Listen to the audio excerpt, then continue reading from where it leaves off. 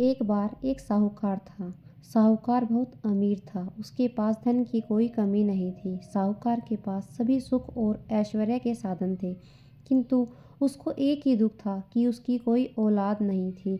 दिन रात वह इसी चिंता में लगा रहता और पुत्र पाने के लिए हर सोमवार को भगवान चंद्रदेव व शिव जी की पूजा करता। वह व्रत रखता था। साहूकार के भोलेनाथ के प्रति ऐसी भक्ति देखकर एक बार माँ पार्वती जी ने शिवजी से कहा, हे नाथ, ये साहूकार आपका अनन्य भक्त है और सदैव ही आपका व्रत और पूजा भक्ति भाव से किया करता है। आप कृपा करके इसकी मनोकामना को पूरी कर दे। पार्वती जी के ऐसे वचन सुनकर भोलेनाथ ने माँ पार्वती जी से कहा, हे पार्वती, यह संसार एक कर्म क्षेत्र है। यहाँ जो भी जैसा कार्य करता है उसे वैसा ही फल मिलता है, अर्थात जैसा कार्य मनुष्य करता है वैसा ही परिणाम भोगता है। किंतु माता पार्वती आग्रहपूर्वक बोली, हे महादेव, यह आपका अनन्य भक्त है। यदि इसको कोई भी दुख है तो आपको उसे दूर करना चाहिए। यदि आप अपने भक्तों की मनोकामना पूरी नहीं करेंगे तो क्यों मनुष्य आपकी भक्ति सेवा व पूजा करेगा। पार्वती जी के इस आग्रह को सुनकर शिवजी ने कहा, हे शिवे, इस साहूकार के कोई पुत्र नहीं है। इसी कारण यह दिन रात चिंतित व दुखी रहता है। इसके भाग्य में संतान न होने पर भी मैं इसे पुत्र प्राप्ति के लिए वरदान देता हूँ, किंतु इसका पुत्र केवल 12 वर्ष तक ही जीवित रह सकता है। इसके बाद वह मर जाएगा। इससे अधिक मैं इस साहूकार के लिए कुछ नहीं कर सकता। यह सब बातें साहूकार सुन रहा था। उसे यह सारी बातें सुनकर न कोई खुशी हुई और न ही कोई दुख। वह पूर्वतः शिवजी की पूजा व व्रत करता रहा। कुछ समय पश्चात साहूकार की पत्नी गर्भवती हो गई और 10वें महीने में उसने एक बहुत ही सुंदर पुत्र को जन्म दिया। साहूकार के घर में बहुत खुशियां मनाई गई, किंतु साहूकार ने अपने पुत्र की 12 वर्ष की उम्र जानकर कोई खुशी प्रकट नहीं की और इस संबंध में किसी को कोई भेद भी नहीं बताया। वह बालक धीरे धीरे बड़ा होने लगा। जब वह बालक 11 साल का हो गया तो बालक की माता ने साहूकार से उसके विवाह के लिए कहा, किंतु साहूकार ने कहा, मैं इसे काशी जी पढ़ने भेजूंगा। साहूकार ने अपने साले को बुलाकर कहा कि तुम इस बालक को काशी पढ़ाने ले जाओ और इसे विधि व्रत शिक्षा ग्रहण कराओ। साहूकार ने उसको बहुत सा धन देकर कहा कि रास्ते में जहाँ कहीं भी ठहरो वहाँ यज्ञ और ब्राह्मणों को भोजन कराते जाना। इस प्रकार वह दोनों मामा भांजे रास्ते में यज्ञ करते, दान देते और ब्राह्मणों को भोजन कराते जा रहे थे। रास्ते में एक शहर पड़ा। उस शहर में राजा की कन्या का विवाह था। एक अन्य राजा का लड़का बारात लेकर आया था, लेकिन वह एक आंख से काना था। लड़के के पिता को इस बात की चिंता थी कि वर को देखकर कन्या के माता पिता विवाह में किसी प्रकार की अड़चन न डालें। इसी कारण जब उन्होंने साहूकार के अति सुंदर बेटे को देखा तो मन में विचार आया कि क्यों न इस लड़के से विवाह का कार्य पूर्ण करा दिया जाए।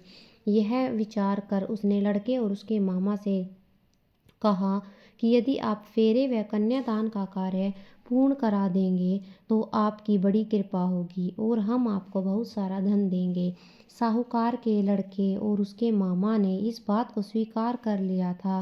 विवाह का काम भली प्रकार से पूरा हो गया। जब वह लड़का जाने लगा तो उसने चुपके से राजकुमारी की चुनरी पर लिख दिया कि तेरा विवाह मेरे साथ हुआ है, लेकिन जिसके साथ तुम्हें भेजा जाएगा वह एक आंख से काना है।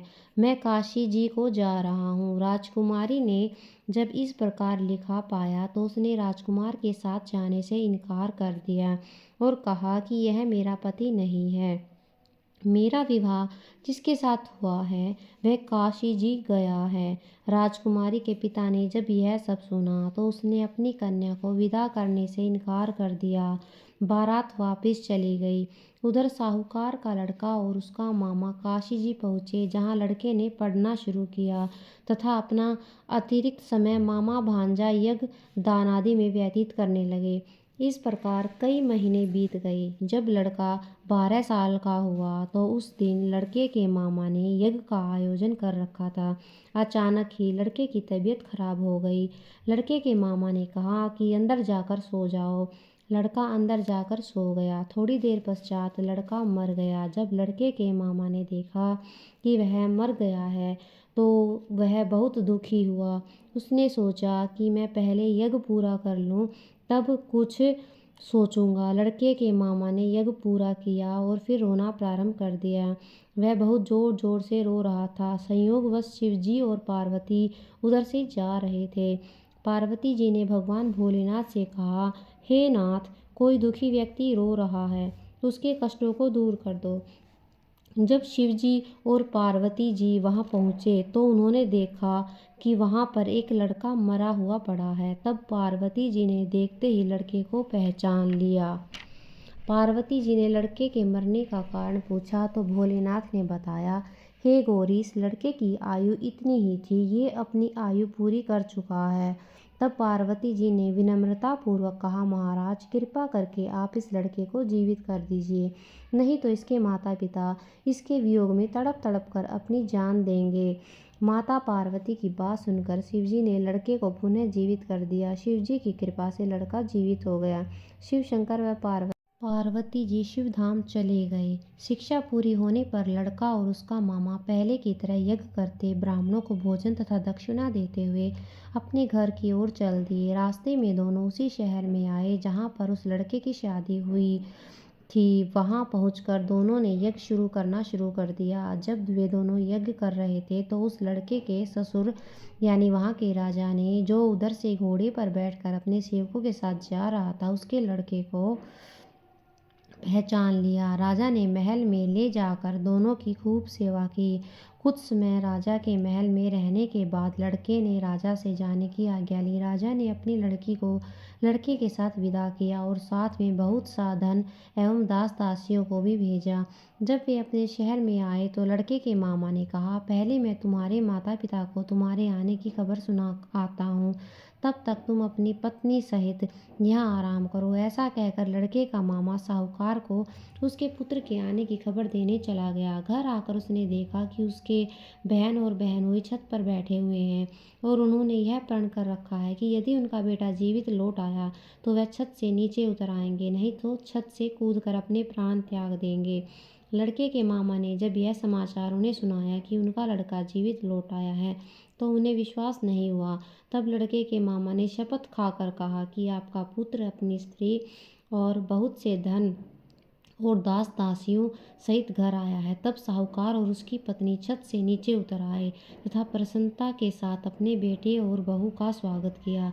सभी प्रसन्नता के साथ रहने लगे। इस प्रकार भक्ति भाव से जो भी प्राणी सोमवार के व्रत का पालन करता है तथा प्रेम पूर्वक इस कथा को सुनता या पढ़ता है तो उसके सभी कष्ट दूर होते हैं, सारी मनोकामनाएं पूर्ण होती है और इस लोक में सभी सुख सुविधाओं को भोग कर अंत में उसे शिवलोक की प्राप्ति होती है।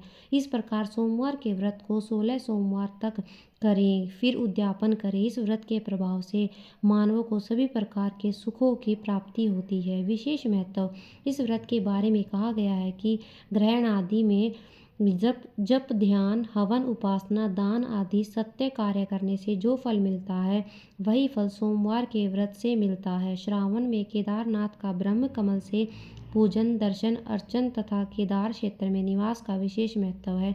इससे भगवान शंकर की प्रसन्नता और शिव की कृपा प्राप्ति होती है। बोलो शिव शंकर भगवान की जय।